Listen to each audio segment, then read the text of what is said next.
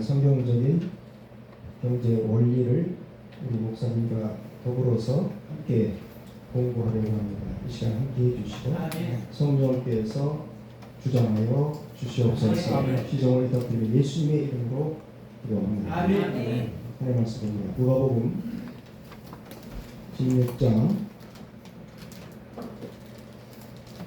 10절부터 13절 말씀. 누가복음 16장 10절로 13절 말씀을 찾으셔서 함께 읽겠습니다. 누가복음 몇 장? 16장. 누가복음 16장 10절부터 13절입니다.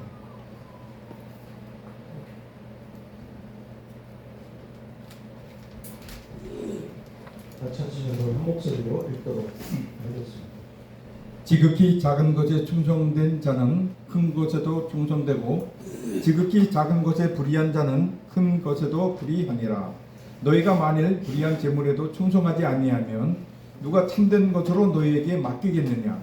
너희가 만일 남의 것에 충성하지 아니하면 누가 너희 것을 너희에게 주겠느냐. 집 하인이 두 주인을 섬길 수 없나니 꼭 이를 미워하고 저를 사랑하거나 꼭 이를 중히 여기고 저를 경히 여길 것임이니라. 너희는 하나님과 재물을 겸하여 섬길 수 없느니라.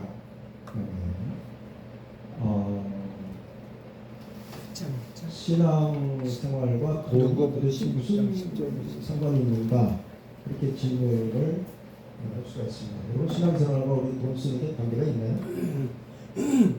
어떻게 생각하세요? 있습니다. 있습니까? 예. 어떤 분은 신앙생활은 신앙생활이고 돈 쓰는 거야 다른 영역 아닌가? 그런 생각을 하실 수가 있습니다. 성경을 제대로 보면 방금 읽은 말씀에 의해서도 보면은 여기 지극히 작은 것 그렇죠? 10절에 그 다음에 11절 불의한 재물 그 다음에 12절에 보면 남의 것 이 모든 게 전부 돈을 사용하는 것입니다. 돈, 재물을 나누고 있는 것이죠. 자, 이런 것을 제대로 관리하지 않으면 하나님께서 큰 것, 그렇죠? 참된 것, 그리고 너희에게 예비된 너희의 것, 이것을 주시지 않겠다는 거예요.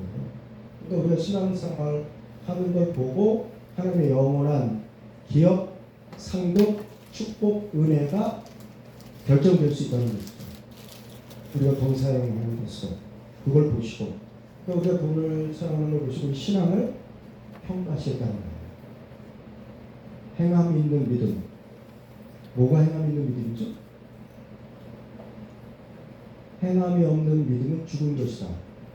행함 있는 믿음이 대체 뭡니까? 행함 있는 믿음은 뭐예요 대체?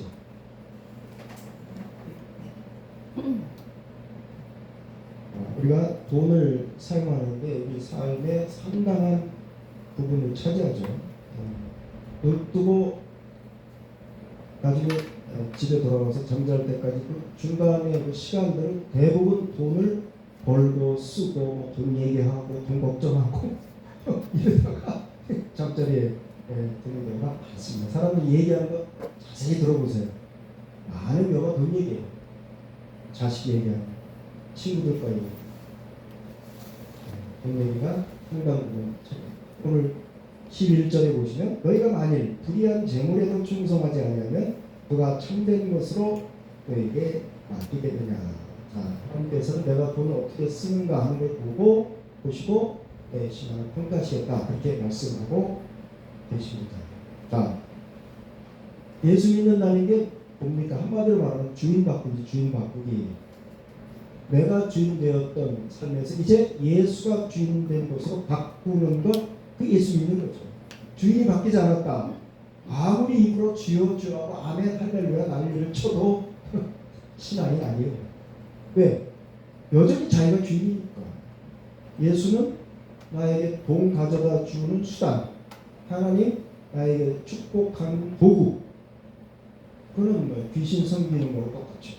무당 국거리 하는 거랑 똑같죠. 악신, 선신, 나의 축복하는 신 불러들어가지고 투닥거리 하잖아.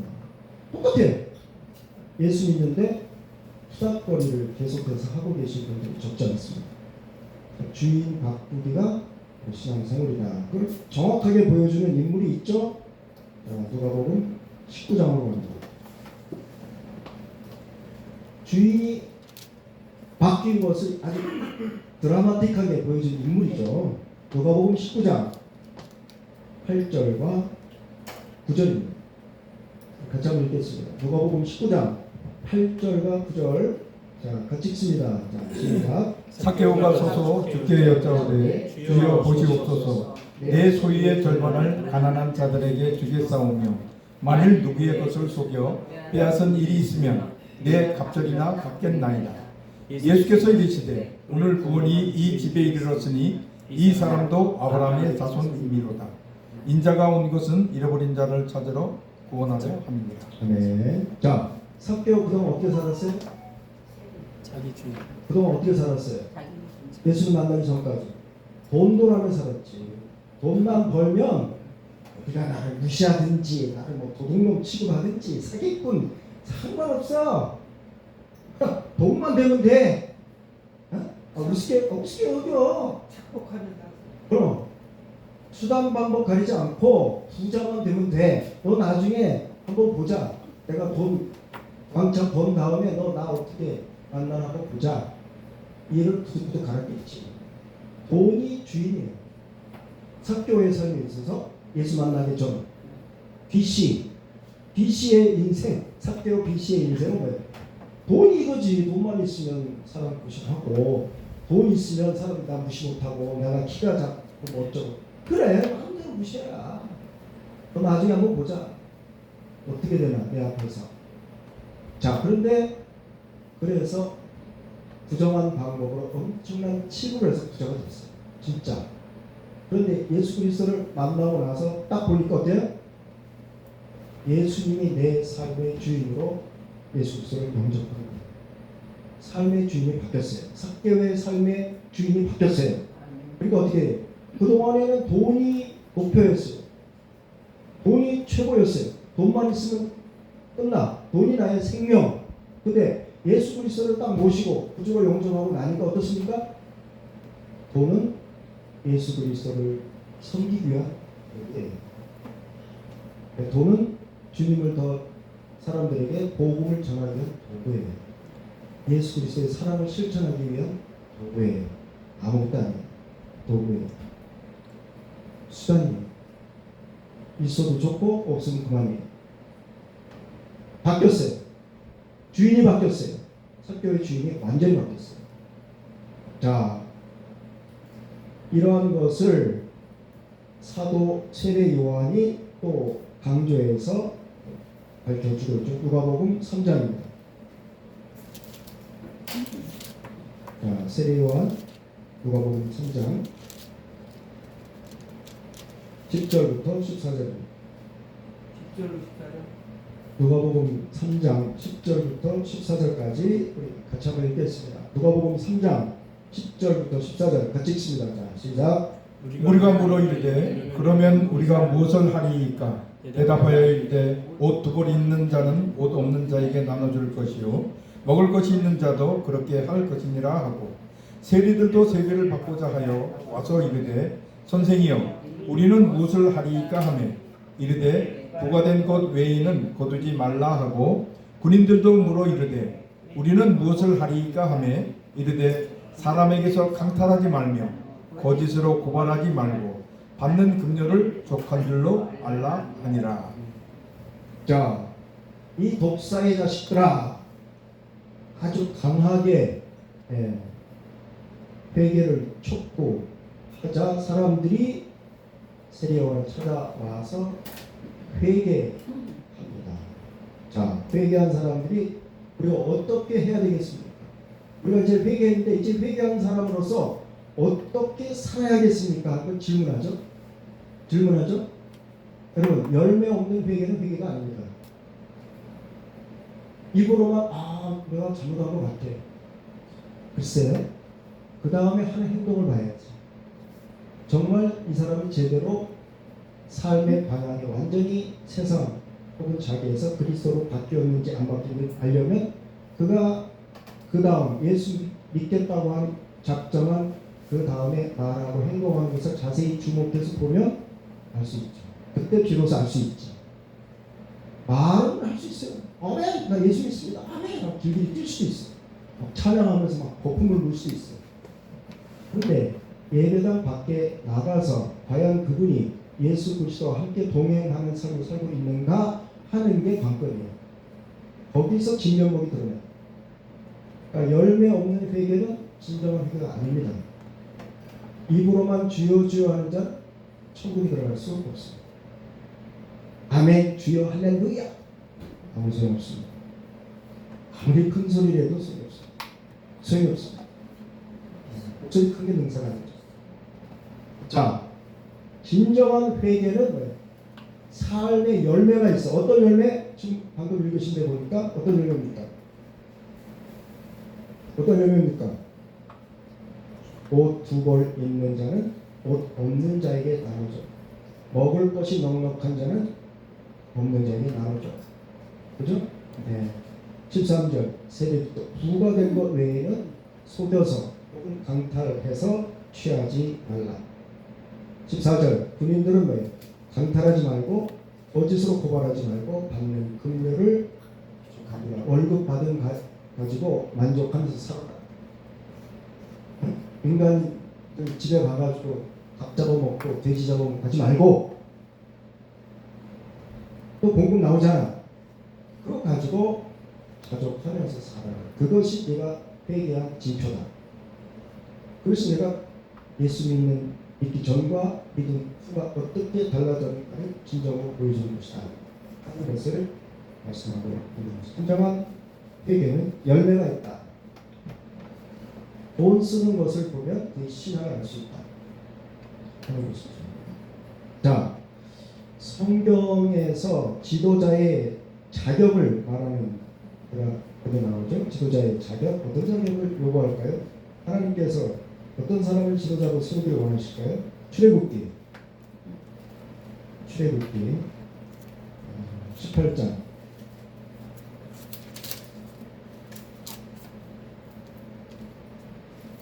21절입니다.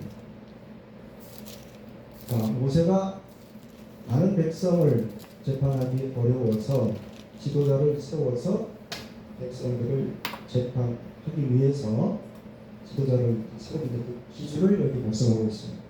하나님께서 지도자를 세울 때 어떤 기준으로 세우시는 것을 보여주는 구절이죠. 출애굽기 18장 21절 같이 하셨나요? 네. 18장 21절입니다. 자, 시작. 너는 또 온 백성 가운데서 능력 있는 사람들 곧 하나님을 두려워하며 진실하며 불의한 이익을 미워하는 자를 살펴서 백성 위에 세워 천부장과 백부장과 50부장과 10부장을 삼아. 자, 하나님 보시기에 능력 있는 사람 어떤 사람이죠? 본문에 나와 있죠. 하나님 보시기에 능력 있는 사람, 말 잘하는 사람, 똑똑한 사람, 성경을 주주주주 깨는 사람 아니요. 능력 있는 사람은 하나님을 두려워하며 진실하며 셋째로 불의한 이익을 미워하는 사람. 이 세 가지 조건을 갖춘 사람 하나님 보실 때 아하 능력 있는 자다 이렇게 인정하신다는 거예요. 불의한 이익을 미워하는 사람입니다. 불의한 이익을 미워하는 사람 지도자의 자격 요건 가운데 하나죠. 자, 그러면 신약은 어떤가? 신약으로 봅시다. 디모데전서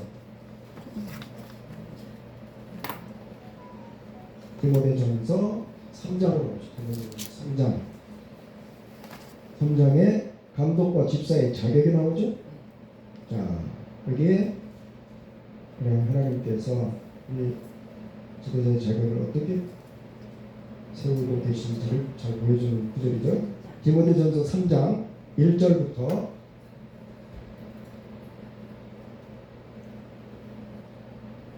10절까지 같이 읽겠습니다. 1절부터 10절까지 자, 우리 자신을 한번 생각해 보면서 말씀을 한번 비춰보면서 같이 읽겠습니다. 자, 시작. 미쁘다 이 말이요 곧 사람이 감독의 직분을 얻으려 함은 선한 일을 사모하는 것이라 함이로다. 그러므로 감독은 책망할 것이 없으며 한 아내의 남편이 되며 절제하며 신중하며 단정하며 나그네를 대접하며 가르치기를 잘하며 술을 즐기지 아니하며 구타하지 아니하며 오직 관용하며 다투지 아니하며 돈을 사랑하지 아니하며 자기 집을 잘 다스려 자녀들로 모든 공손함으로 복종하게 하는 자라야 할지며 사람이 자기 집을 다스릴 줄 알지 못하면 어찌 하나님의 교회를 돌보리요. 새로 입교한 자도 말지니 교만하여져서 마귀를 정죄하는 그 정죄에 빠질까 함이요. 또한 외인에게서도 선한 증거를 얻은 자라야 할지니 비방과 마귀의 올매에 빠질까 염려하라. 이와 같이 집사들도 정중하고 일구 이언을 하지 아니하고 술에 임박히지 아니하고 더러운 일을 탐하지 아니하고 깨끗한 양심에 믿음의 비밀을 가진 자라야 할지니 이에 이 사람들을 먼저 시험하여 보고 그 후에 책망할 것이 없으면 집사의 직분을 맡게 할 것이요. 네, 자 감독과 집사의 자격에 공통적으로 들어가는 부분이 있습니다. 이렇게 보시면 3절에 보시면 돈을 사랑하지 아니하며, 그렇죠? 돈을 사랑하지 아니하며. 8절 더러운 일을 탐하지 아니하고, 더러운 일을 탐하지 아니하고. 이 두 가지가 감독과 집사를 세울 때의 자격 요건에 들어갑니다. 그러니까 하나님께서 저와 여러분에게 이러한 자격을 요구하십니다. 돈을 사랑하지 말라, 더러운 이익을 탐하지 말라, 어디서 돈 되는 거 없나 하고 눈을 시뻘겋게 해가지고 돌아다니지 말라. 그 얘기입니다. 그럼 어떻게 돈 되는 방법으로 교회를 좀 운영해 볼까? 그러지 말아야 합니다. 돈 되는 사람들이 찾아가지고 어떻게 해볼까? 그러지 말아야 합니다. 제가 담임 목사로 부임하고 얼마 안 있으면 한 권사님이 찾아오셨어요. 목사님, 왜요? 저기 저 권사님을 보시죠. 저는 남편이 저 한양대학교 학장, 한양공대에 유명한 청와대에도 수시로 자문위원장, 엄청난 복비가 돈 어마어마하게 많아요. 목사님, 저분한테 잘 보이시면 돈이 그냥 막 나옵니다. 소스를 안 주더라고요. 내가 공부할 키는 목사도 모르겠나. 아니, 그 목사 부인인데 할 말이 그거밖에 없어. 누굴 위해서 기도해 주세요. 뭐 오늘 신방 필요한 거 어떻게 뭐 이런 말을 해야 되는 게 정상 아니요? 희한하네. 이 사람 목사가 어떻게 웃기는 이게 와가지고 돈 되는 구멍을 주여 사단을 불러라. 일부러 그 사람을 멀리했어요. 그때부터 돈 많은 자 아니고 그 집은 신방도 안 했어요. 일부러 꼭 돈 받아도 수많은 가는 것 같아요. 희한하대. 돈 멀리하게 되더라고 이상하게. 근데 괜히 그 사람 삶을 갈라놨잖아. 그 권사님이 왜 그런 얘기를 해요? 이상하게. 참 답답해요. 자, 하나님께서 지도자 된 저와 여러분에게 요구하시는 게 뭡니까? 우리가 먼저 행함 있는 믿음으로 성도들에게 솔선수범해야 되겠죠? 근데 그 행함 있는 믿음에 있어서 어떻게 보면 가장 중요한 바로미터가 될 수 있는 게 돈을 저 사람 좋아하는가, 돈 쫓아다니는가 하는 것을 성도들이 말을 안 하지만 예의주시하고 있습니다. 아니 목사님 돈 많은 사람만 신방해. 그런 말 가끔 들었어요. 세문안교회 부목사가 15명, 부목사 15명, 부목사로 이제 들어가서 일을 하는데 성도들이 농담 삼아서 슬쩍슬쩍 흘리듯이 말하자면은 너 조심해 그런 얘기를 돌려서 하는 거야. 그 무슨 얘기냐? 저희 목사님 저 목사님 말이죠. 강남에 돈 많은 권사님 집들만 수시로 찾아다니신대요.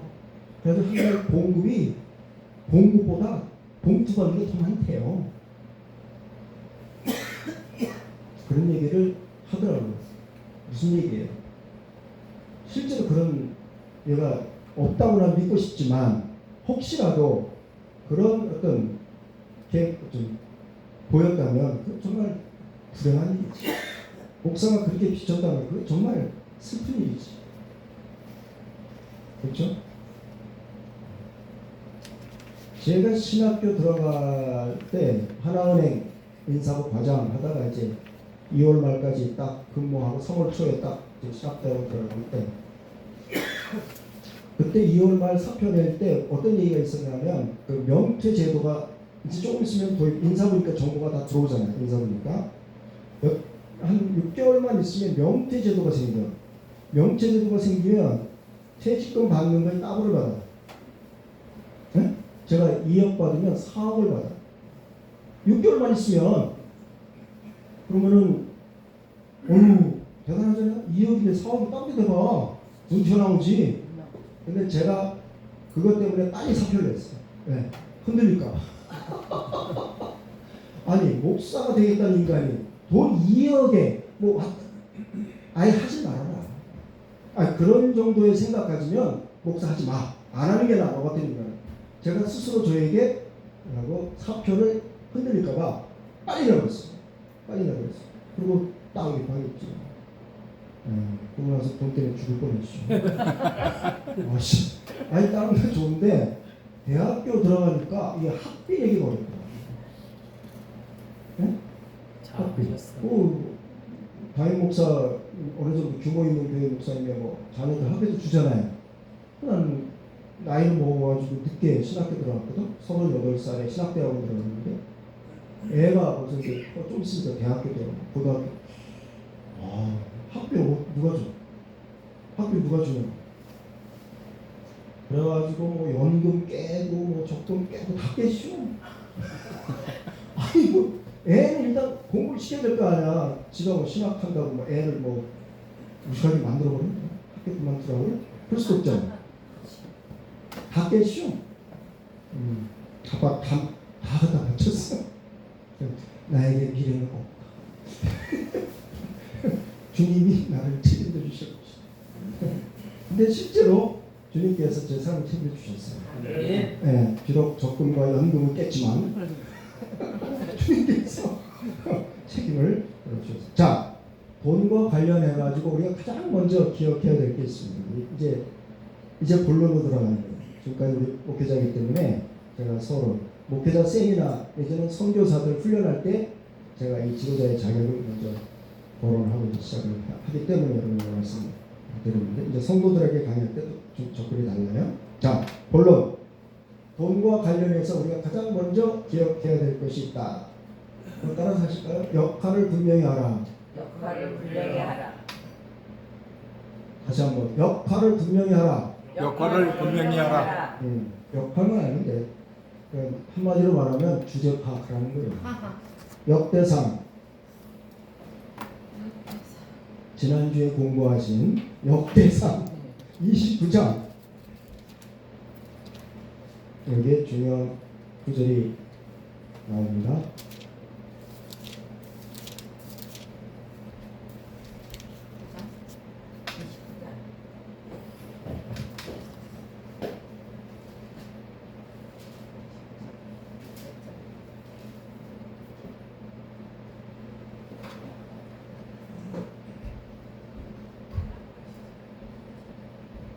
목사님 물을 조금 먹어야 돼요.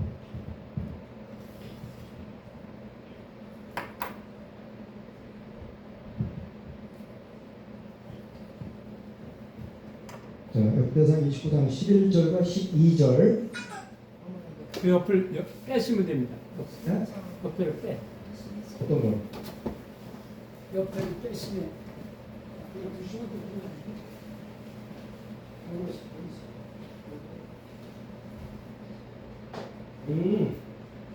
아유 감사합니다. 우리 최 목사님이 저희 신학대학원 대선배님이세요. 참 어려운 자리예요. 사부님 계시지, 선배님 계시지, 또 존경하는 목사님들, 전사님들 있어요. 참 어려운 자리가 아니에요. 그런데도 우리 사부님의 명을 받자와 열심히 가긴 합니다. 자, 역대상 29장 11절 같이 읽습니다. 시작. 여호와여 위대하심과 권능과 영광과 승리와 위엄이 다 주께 속하였사오니 천지에 있는 것이 다 주의 것이로소이다. 여호와여 주권도 주께 속하였사오니 주는 높으사 만물의 머리이심이니이다.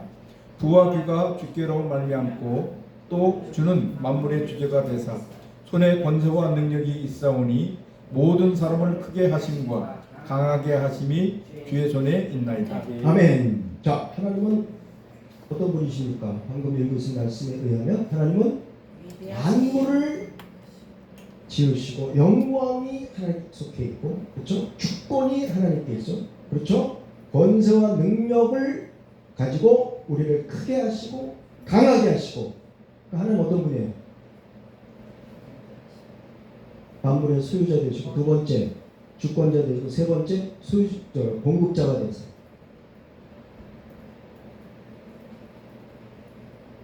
소유자, 주권자, 공급자가 하나님이세요. 그게 하나님의 역할이에요. 하나님은 만물을 소유하시고 당신 뜻대로 주기도 하시고 도로 회수해 가시기도 하시고 우리를 높이시기도 하고 때로 낮추시기도 하세요. 그리고 세 번째, 우리의 필요를 아시고 때를 따라 공급해 주세요. 네? 공급해 주신다고. 네. 그래서 저도 신학대학원 입학 후 31년 동안을 그 은혜로 잘 살았죠. 공급해 주셔서. 때로는 애간장 갈 때도 있었지. 왜 안 주시지? 주셔도 될 것 같은데 왜 안 주시지? 이래가지고 약간 그 애간장이 다를 때도 물론 있었지만 그래도 여전히 채워주시더라고요. 때가 되면 하나님의 때에. 자, 하나님의 역할 우리가 분명히 할 필요가 있습니다. 하나님 어떤 분이라고요? 세 가지. 첫째, 만물의 소유자. 두 번째, 주권자. 세 번째, 공급자. 이게 하나님이에요. 그 우리는 뭐예요? 우리 역할은 뭐예요? 저와 여러분의 역할은 뭐예요? 네? 믿고 의지하는. 믿고 의지하는 거죠. 맞습니다. 우리 역할을 세 글자로 청으로 시작해요. 청으로. 청지기 뭐예요? 주인이 아니야. 청지기는 주인이 아니다. 청지기는 뭐예요? 주인의 것을 받아서 책임있게 관리 운영하다가 주인에게 다시 갖다 드리는 사람 청지기. 자기 게 아니야. 하기야 뭐 생명이 내 거야. 무슨 이 지구가 내 거야. 가만히 생각 내게 하나도 없네. 그렇잖아요. 생명 주셔서 이 어마어마한 이 지구상 대한민국에 딱 살게 하셨다가 싹 데려가시면 하나님 거 하나님 주신 거 가지고 살다가 하나님께 돌아가는 게 인생이에요. 자기 건 없습니다. 잠깐 뭐 이 땅에 60년, 80년 사는 동안 잠깐 내 것처럼 그렇게 관리하다가 다 놓고 가는 거지. 몇 개 없지. 자, 역할을 분명히 해야 됩니다. 나는 소유자도 아니고 나는 주권자도 아니고 나는 공급자도 아니다. 나는 하나님께서 주신 것을 맡아서 관리하는 청지기일 뿐이다. 내 거는 없다. 생명도 내게 아니다. 소유물 내게 아니다. 그렇죠? 이 목회하는 이 장소 내 거 아니다. 그죠? 자, 청지기로 사는 것을 어떻게 알 수 있는가? 저 사람 그러니까 청지기로 제대로 살고 있는데 어떻게 알 수 있을까요? 청지기의 삶에 나타나는 특징이 있어요. 첫 번째는 걱정하지 않는다. 염려하지 않는다. 성경은 거듭거듭해서 염려하지 말라. 염려하지 말라. 염려하지 말라. 계속 얘기해. 왜? 그건 내가 알아서 하니까 너는 염려하지 말고 갖다 내가 쓰기만 해? 내가 허락하는 거 받기만 해? 그 얘기예요. 그러니까 염려하지 말라. 걱정하지 말라. 두려워하지 말라. 왜 자꾸 그 얘기를 할까? 너무 염려를 많이 하니까. 걱정이 많아. 내가 어떻게 살지? 싶어서. 근데 내가 어떻게 살지? 저 인간 믿고 내가 또 살아야 돼. 헤어져야 돼. 네? 어떻게 해야 돼요? 참 어려워요. 근데 청지기로 살아가는 사람은 걱정하지 않아요. 적으면 적은 대로, 많으면 많은 대로. 아버지께서 나를 믿고 맡겨주셨으니 이거 가지고 내가 충분히 살 수 있다. 살 수 있다. 걱정하지 않습니다. 자, 두 번째, 청지기로 사는 사람의 특징은 따라서 하실까요? 맡은 일에 충성한다. 맡은 일에 충성한다. 같은 일에 충성합니다. 남의 밭을 쳐다볼 필요가 없어요. 남의 목회지가 뭐 얼마나 잘 되니 뭐 숫자가 몇 명 그걸 볼 필요가 전혀 없어요. 제가 부임한 교회 가서 좀 교회가 아주 파란만장한 교회, 뭐 법정 다투고 목사 장로와 막 싸우고 막 사람 잡고 그냥 모르고 갔는데 우리 선배 목사님이 가라고 해서 예? 그래서 그 명령에 따라 가서 보니까 잘못 하시죠. 아씨 알았어 안 하는데 가라고 해서 보니까 사람 잡는 교회야. 사람 진짜 잡아 반 죽여버립니다. 이거 도로 짐을 쌀 수도 없고 이거 뭐 이미 다 짐 풀고 아파트 이사 주여 이거 어떻게 그때부터 고민이 시작됐죠. 이 목회를 계속 해야 되나 말아야 되나 딴 데로 어떻게 좀 가야 되나 어떻게 해야 되나 하나님께서 길을 감아보세요. 옮기려고 해봤어요. 될 듯 하다가 주여 그러다 이제 어느 정도 교회가 안정이 되고 하니까 또 하나님께서 또 막 은혜를 막 부어 주시니까 놀랍게 또 교회가 부흥하더라고요. 그때 또 되더라고. 희한하구나. 나는 포기했었어. 이건 목회 안 된다. 이 교회는 틀렸다. 난 도저히 감당할 수 없다. 이 교회는 내 교회 아니다. 이거. 그랬는데 아니야. 그건 내 생각이고 내 생각이고 하나님 또 달라. 자격 없는 인간 도저히 목회 의욕도 없는 이런 인간을 가지고 하나님이 딱 도구로 쓰셔가지고 당신의 목회 당신 하더라. 그러니까 뭐 교회가 뭐 처음에 한 3분의 1이나 찼을까 봤을 때꽉 차고 막 터진 거야. 몰려오는 거야. 그거 보내줘. 하나님 보내주시는 거지. 목회 뭐 내가 나는 하고 싶지 않았거든. 솔직히 얘기해서 도망갈 생각만 했지. 이 무대는 목회할 때가 못 돼. 하나님께서 딱 킹을 박아놓듯이 도망 못 가게 해놓고 하나님 딱 사람을 보내주십니다. 자, 맡은 일에만 충성하면 돼요. 내가 어떻게 목회가 좋으니 나쁘니 내가 있는 자리가 최고의 자리예요. 아멘. 나에게 주신 목회지가 하나님께서 가장 적합하기 때문에 허락하신대요. 딴 데 쳐다보는 순간 목회가 망가지죠. 제가 목회를 초반에 엄청 망가뜨렸죠. 저도 모르게 망쳤어. 교회도 또 적극성하죠. 나 같은 목사를 만나요. 자, 따라서 합시다. 비교하면 비참해진다. 비교하면 비참해진다. 비교하면 비참해진다. 비교하면 비참해진다. 네. 그래서 제가 대형교회 부목사들 특징 있잖아요. 대형교회 있으면 간땡이가 보여가지고 조그만 교회가 저 교회 아주 거들먹거리면서 그런데 시간이 지나면서 5년, 10년 목회하면서 주변을 이렇게 살펴보니까 그 상가 한쪽 조그만 공간을 얻어가지고 목회하는 어르신이 계셨어요. 그 자리에서 30년. 지금 교인은 10명 정도. 근데 30년 동안. 여러분 같은 그거 목회하시겠어요? 저는 못할 것 같아요. 저는 그냥 도망가고 있어요. 근데 그 어르신은 그 자리에서 30년 동안 그 10분의 어르신을 돕고 목회합니다. 제가 이제 좀 조금 목회자로서 철이 들고 보니까 진짜 목사님 존경하는 마음을 갖게 돼요. 정말 존경하게 되더라고요. 그분하고 인사 나눈 적도 없어요. 그건 전 모를 거예요. 근데 저는 그분을 멀리서 이렇게 뵈면서 우리 차 지나가시면 저분이시구나. 훌륭한 목사님. 기다리고 인사하고 명절 되면은 그분 모르게 원래 또 선물 사다가 집 앞에다가 인사. 훌륭한 목사님. 그러고 지냈어요. 제가 거기 목회하는 동안. 네, 정말 존경심이 들더라고요. 진짜 목사님. 어떻게 저렇게 저 어려운 목회지에서 한결같이 은퇴하셨을 거예요. 은퇴하셨을 거예요. 근데 저렇게 견딜 수 있지? 저렇게 목회할 수가 있지? 참 불가사의한 일이죠. 저로서는 불가능해요. 그걸 하시더라고요. 그래서 맡은 일에 충성하는 것이 청지기로서의 최고의 동력. 남하고 비교할 것도 없고 옆배집 쳐다볼 것도 없고. 자, 청지기의 물질 관리.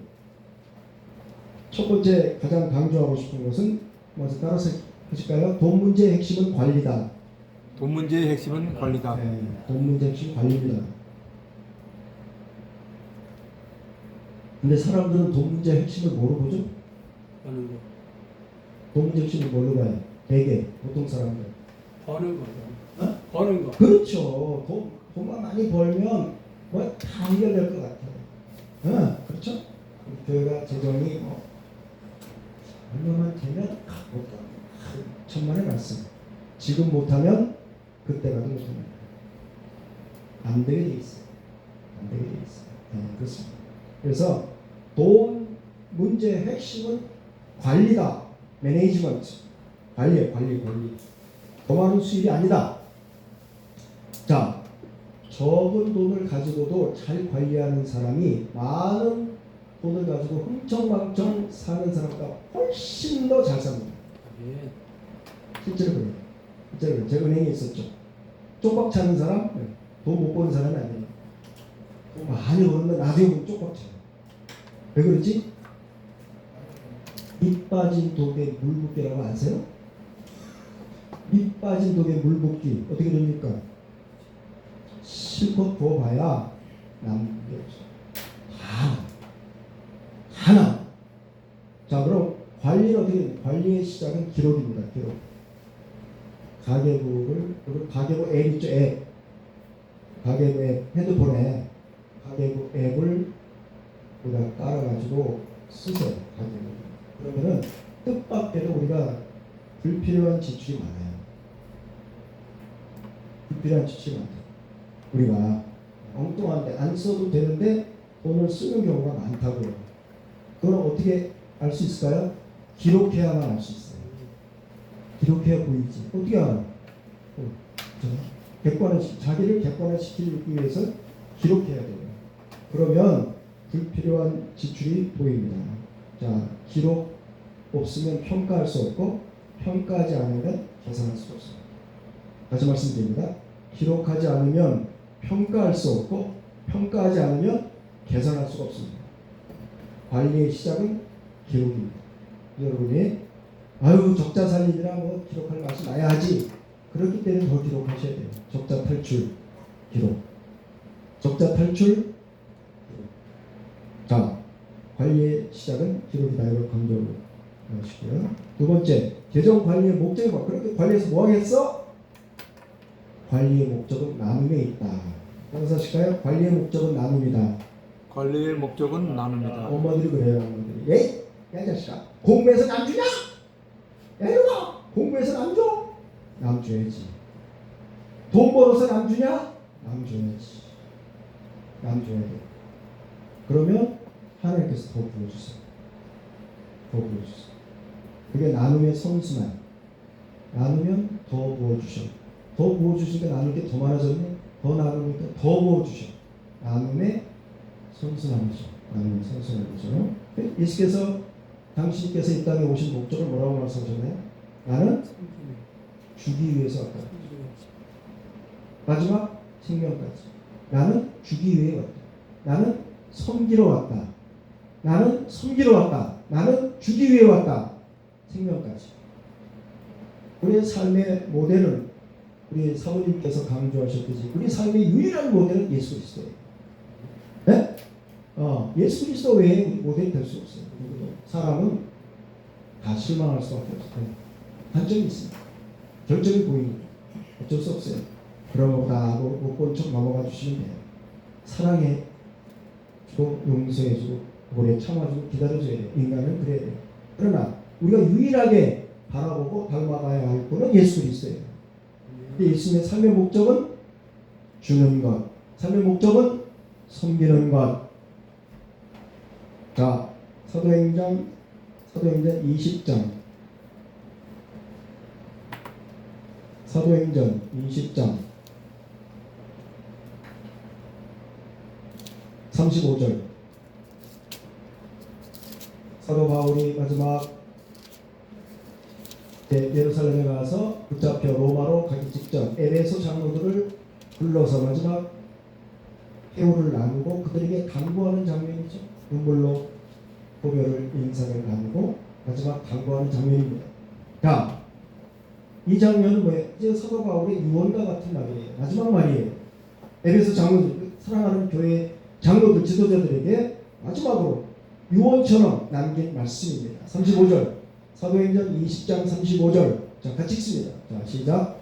범사에 여러분에게 모범을 보여준 바와 같이 수고하여 약한 사람들을 돕고 또 주 예수께서 친히 말씀하신 바 준 것이 받는 것보다 복이 있다 하심을 기억하여야 할지니라. 아멘. 사도 바울이 그들에게 어떻게 사용했나요? 수고하여 약한 사람들을 돕고 주께서 친히 말씀하신 것처럼 어떻게 주는 것이 받는 것보다 복이 있다. 이걸 기억하라는 거예요. 지도자들에게. 네? 자꾸 주머니에 챙길 거 생각하지 마. 남에게 봉투 받는 거 좋아하지 말고. 어디 먹을 거 없나? 절대 찾아다니지 마. 네가 대접하고, 네가 섬기고, 네가 약한 자들을 돕고, 네가 할 일이다. 네가 할 일. 주는 것이 받는 것보다 복이 있다. 주 예수께서 친히 말씀하신 바를 강조하면서 에베소 교회 장로들에게 딱 유언처럼 남긴 말이에요. 이게 얼마나 중요한 마지막 순간. 그럴 의미에서 따라서 해보실까요? 주는 것이 받는 것보다 복이 있다. 주는 것이 받는 것보다 복이 있다. 네, 주는 것이 받는 것보다 복이 있습니다. 이거 항상 기억하고 있어요. 저와 여러분 이거 잊지 말아야. 자, 이렇게 섬기고 나누고 베풀기 위해서는 돈을 벌어야지. 느헤미야가 만약에 가난했다면 총독으로 그 돈 안 받고 말해 많은 사람들 먹이고 부자하고 그렇게 살 수 있었을까?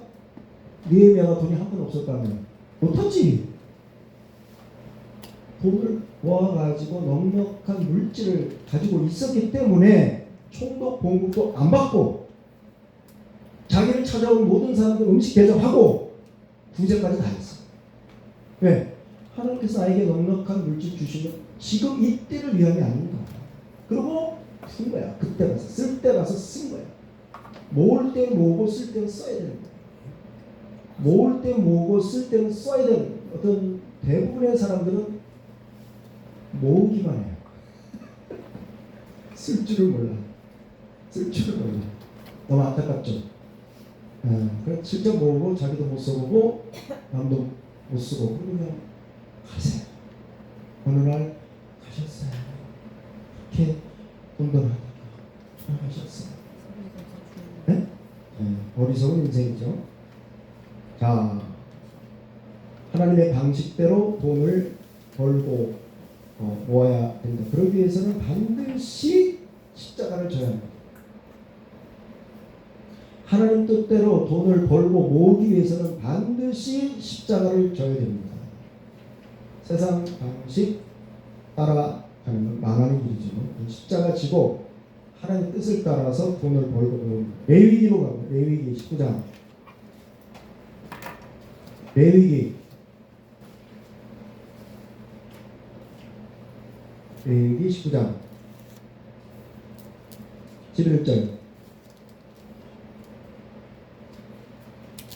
레위기 19장 11절과 12절 찾으셔서 같이 읽겠습니다. 레위기 19장 11절과 12절 십자가를 지고 돈 벌고 모아라. 너희는 도둑질하지 말며 속이지 말며 서로 거짓말하지 말며 너희는 내 이름으로 거짓 맹세함으로 내 하나님의 이름을 욕되게 하지 말라. 나는 여호와이니라. 목회자부터 교회부터 정직해야 세상을 향해서 분명한 소리를 낼 수 있습니다.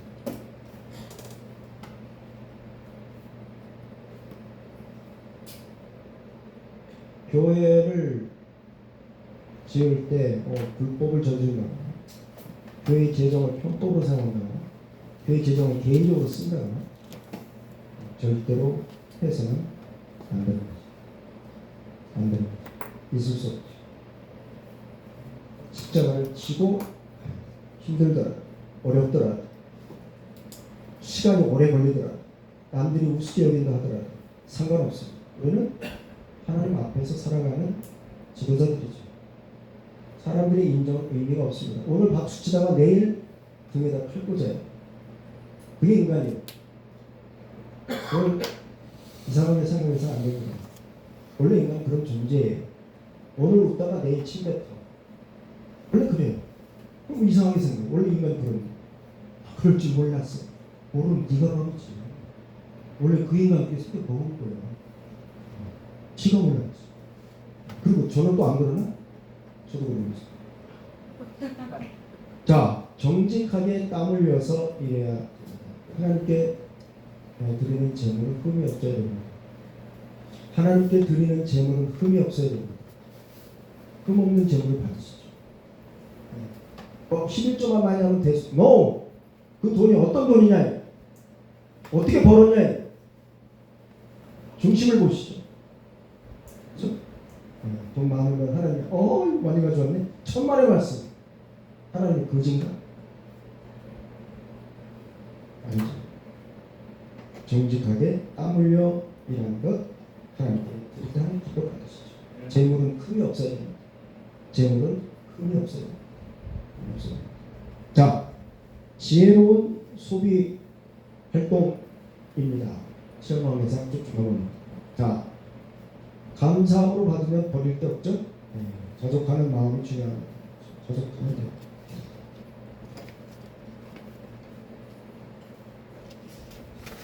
절제하고 절약해서 꼭 필요한 지출 남겨서 저축한 후에 모아서 선한 일에 쓰는 겁니다. 그게 우리의 목표예요.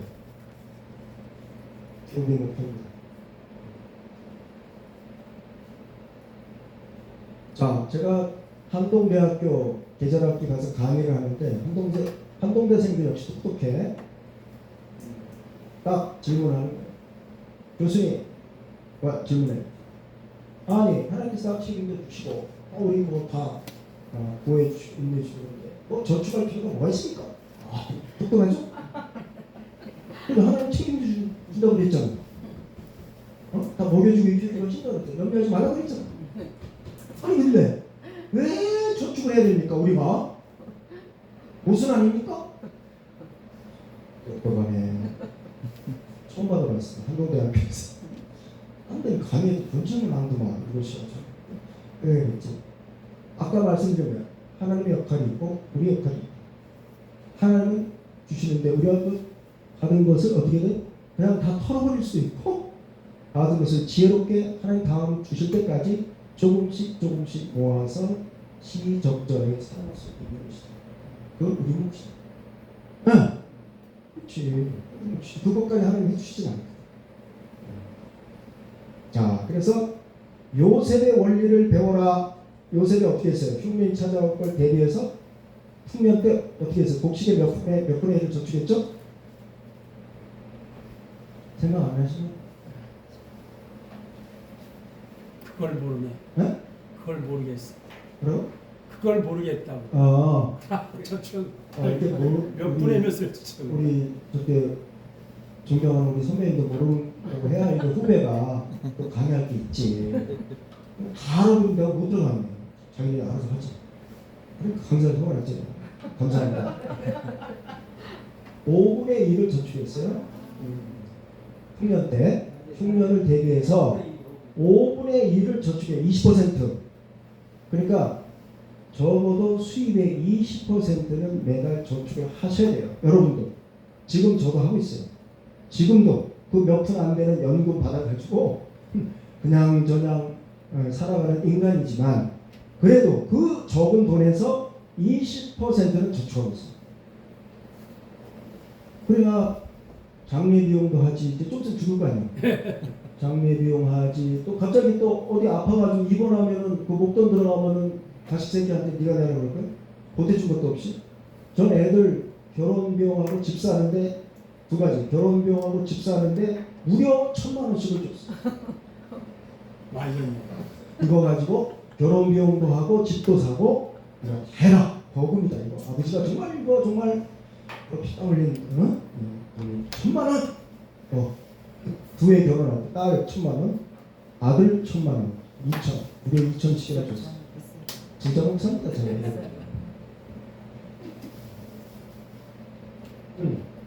그런 주제에 나중에 뭐 병원비 내라 뭐 장례비 그럴 수 없지. 내가 내 거를 다 책임지고 가야지.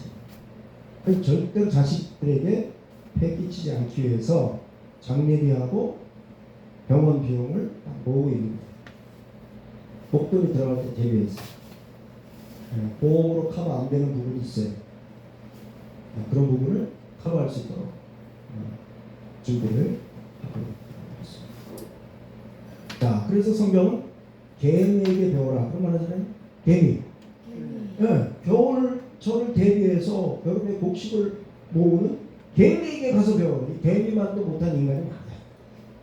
개미보다는 나아야지. 아무리 영장인데. 그렇잖아요. 개미보다는 나아야지. 자, 투자로 돈을 이제 굴려야죠. 돈을 모았을 때 굴려야 됩니다. 투자의 시작은 저축입니다. 저축을 우습게 얘기하면 안 돼. 1%? 그 1%라도 받아야지. 그죠? 하나 조금보다 은행에 갔다 오면 1% 주자. 그럼 1% 우스워요? 정말 안 웃어요. 모으면 적지 않습니다. 자, 그래서 투자로 돈을 이제 굴려야 되는데 투자의 원리는 여러분 많이 들어보셨을 거예요. 계란을 한 바구니에 담지 말라. 그러죠? 아무리 수익이 기가 막힌 수익을 보장한다 하더라도 절대로 올빵하지 마세요. 주식이 아무리 좋아도 집 팔아가지고 주식에 1,000만, 10,000원을 지름길입니다. 10,000원을 지름길. 그래서 금값이 막 뛰다 막 돈을 막 여기서 뽑아가지고 막 금값에 또 막 투자해. 10,000원은 지름길입니다. 언제 오르지 않아요. 오르면 반드시 내려가요. 만물의 원리예요. 오르면 반드시 내려가요. 그걸 어떻게 하나? 그걸 어떻게 하냐? 주식 투자 전문가들이 막 유튜브에 강의하죠. 절대로 속지 마세요. 99% 가짜입니다. 99% 가짜예요. 절대로 속지 마세요. 그런 강의하는 분 있으면 조용히 속으로 너나 열심히 투자해서 잘 벌어먹고 살아. 개 수익은 그 강의 수익밖에 없어. 투자는 이미 조금 찼기 때문에. 지도 투자해서 조금 찬 주제에 누구 보고 어디 투자하라고 쓸데없는 소리 하지. 네? 아, 그렇지. 그대로 하면 막 될 것 같아요. 너나 잘해서 좀 투자 좀 되라. 너나 그렇게 얘기하시라고. 너나. 그 다음에 남의 돈을 빌려서 투자하지 마십시오. 나가는 지름길. 남의 돈을 빌려서 투자하는 유대인의 자금 원리, 자금 관리 원칙이 있어요. 유대인은 세 가지 나눠서 투자합니다. 유대인은 첫째 땅, 두 번째 물건, 세 번째 현금. 세 곳에 돈을 묻어놔요. 하나는 땅, 두 번째 물건, 다이아몬드 같은 물건, 세 번째 현금, 내지는 단기예금, 유동성 예금, 세 가지. 뭐? 단기에 왜? 단기에 단기예금. 금방 찾을 수 있는 거. 금방 찾을 수 있는, 현금화할 수 있는 거. 그 세 가지로 나눠서 투자를. 자, 돈에 대해서 하나님의 평가와 세상의 평가가 다르다 하는 것을 우리가 꼭 유념을 해야 됩니다. 세상은 다다익선, 그렇죠? 나는 최고. 하나님 과연 뭐라고 말씀하실까요? 요한계시록 2장 9절. 돈에 대한 하나님의 평가와 세상의 평가는 다르다. 요한계시록 2장 9절. 요한계시록 2장 9절. 저셔면 읽습니다. 시작. 내가 내 환난과 공핍을 알거니와 실상은 내가 부유한 자니라. 자칭 유대인이라 하는 자들이 비방도 알거니와 실상은 유대인이 아니요 사탄의 배당이라. 아멘. 내가 환난과 궁핍을 알거냐. 실상은 어때요? 실상은 어때요? 너 부자다. 사람들이 볼 때는 환난 당하고 궁핍하고 거지같이 사는 것처럼 보이겠지. 실제로 사람 볼 때는 그러니까. 그런데 하나님이 그 사람을 볼 때는 어때요? 너 부유한 자다. 너 부유한 자다. 왜? 하늘의 보화를 지금 쌓아놓은 게 있거든. 하나님 보실 때 너 부자야. 너 지금 가난하다고 해서 절대로 실망하지 마라. 조금 있어봐라. 하나님 나라 오면 네가 얼마나 부자인지 알게 될 거야. 조금만 기다려. 딱 그거지. 자, 반대로 3장으로 3장 17절. 이번엔 반대야. 3장 17절 같이 읽습니다. 자, 시작. 내가 말하기를 나는 부자라 부유하여 부족한 것이 없다 하나 내 곤고한 것과 가련한 것과 가난한 것과 눈먼 것과 벌거벗은 것을 알지 못하는도다. 야 부자의 돈, 이 돈을 어디다 다 쓰나? 목에 힘주고 막 되는 게 없어. 또 그렇게 되는 게 없는데 하나님이 가만히 보니까 완전 가난맹이야 저 인간. 너 그래? 그렇게 부자야? 조금만 있어봐라. 네가 얼마나 가난맹이인지 실상을 보게 될 거야. 조금만 기다려봐. 완전 거지야. 영적으로 거지야. 실제로 우리 여러분 어떤 사람이 부자입니까? 부자의 정의 뭐가 부자요? 돈 많은 사람? No! 돈 많은 사람이 아니요. 또 많은 거 얼마나 많아야 부자예요? 네? 어디까지? 워렌 버핏만큼 많아야 부자인가요? 누구만큼 있어야 부자예요? 응? 부자의 정의는 뭐냐면은 가진 것에 만족하는 사람. 그래서 저는 부자예요. 저는 부자예요. 감히 말씀드리는데 저는 지금 제가 사는 지금 1억도 안 되는 빌라에 살아요. 저는 제 집하고 제가 끌고 다니는 자동차 합쳐서 1억이 안 돼. 현재가가 둘 다 합쳐서 현재 시가 1억이 안 된다고. 그런 집 그런 자동차를 끌고 다녀. 그런데 부자야. 내 스스로는 부족함이 없어. 아무 부족함이 없어. 부족하게 생겼어요. 부족하게 생겼냐고. 넘칠 것 같아. 넘칠. 세상 사람들이 볼 때는 가난한 목사지. 그건 맞아. 세상적인 기준으로 보면은 가난한 목사 맞아. 다 쓰러져가는 빌라, 좀 저도 안 살겠다. 그런데 살아요. 근데 비는 안 새야죠. 감사하게도 비가 안 샌다는 거. 그리고 두 다리 뻗고 잘 수 있다는 거야. 누가 나가라고 안 한다는 거. 너가 나가라고를 안 해. 내 집이니까. 남의 집에 살면 떡도 3천만 원 올려야 되겠는데 이러면 이제 나가야 되잖아. 3천만 원 어디 있어? 근데 이건 내가 사가지고 들어갔거든. 엄청난 돈을 줘. 어마어마한 돈을 들여가지고 사가지고 왔거든. 나갈 사람이 있나? 뭐 비가 세기를 하나? 너무 좋아. 너무 좋아. 부자야. 부자야. 이게 부자지. 이게 부자예요. 진짜. 네. 자, 여러분 성경적 원리대로 돈을 관리하셔서 이 땅에서 복된 삶을 사실 것 아니라 하나님 나라에서도 하나님 보시기에 부유한 삶을 살아가시기를 바랍니다. 아멘. 마치겠습니다. 아니, 안 먹고 이렇게 안 돌리게 강의할 수가 있어요? 대단하네. 진짜 돈을 다 좋아하네. 할렐루야. 야, 밥 먹고 전혀 졸렵지 않네. 신기하네 이거. 사부님 좀 졸았어. 한